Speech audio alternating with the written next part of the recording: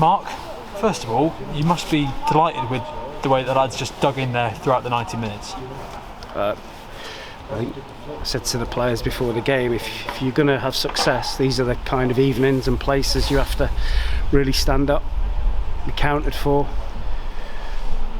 turn up. You got to compete, you got to run, got to do all the wet, cold night, and we stood up to it today because Carlisle are a really good, aggressive, powerful team, and if you don't come and stand up to it, you get beat like they've beat many teams here this season. You knew exactly what you were going to get from Carlisle when you came here, and the way the players reacted, the way the players kind of really came out on the front foot really throughout the first half and second half. Can just be a credit to them. Really. That's it. I said to him, you have to match them first. Before you can play any football, you have to match them.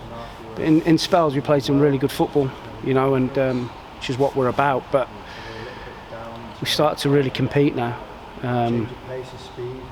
We stood up and fought, and you have to do that playing against Carlisle, so they're really strong and aggressive. It's a great reaction from the Leyton Orient game, the Cheltenham performance as well. From those other results before the Leyton Orient game, the players have really reacted well and really stood up to the challenge, haven't they? Yeah, well, we went to Tranmere and I just thought we're not scoring enough goals, and we put all the attacking players on the pitch and we looked wide open, so we've had to go back a couple of steps, be a little bit more stodgy, but still try and carry a threat at the other end of the pitch, and finding the right balance at the minute, and we've got to keep going now. We've got loads of games to go. Real tough evening for us tonight, but a great win, and for every player that travelled was magnificent over the last day. The trip, the hotel, the snow, everything. It was a good trip, and everyone contributed. The players almost just got the basics right throughout the game, and then had that added quality as well to get the result, get them 3 points. Yeah, I think we made one mistake. Els has tried to do a Cruyff turn and put them on the attack, and they've scored from it, but his reaction after that was incredible. He drove the team forward.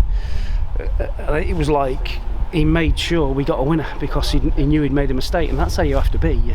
You have to get your mates out of trouble, and he got himself out of trouble tonight, and brilliant performance from everybody. Odin Bailey did well to come in and score that free kick as well.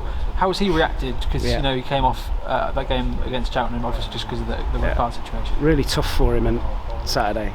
Put him on the pitch to we always thought with 20 minutes to go we were in the right chance because Cheltenham conceded a lot of late goals, and the plan was to get our attacking players on the pitch. We were well in the game.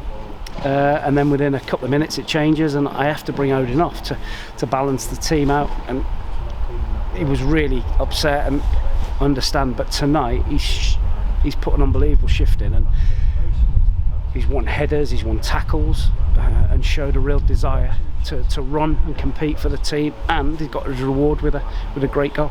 It was almost from back to front today, from the defenders, from the three in the back in possession, four in back in possession, that it looked like that throughout the 90 minutes, even when the equaliser went in, that we could come back into this. Like there was still so much time, and the game was still so alive.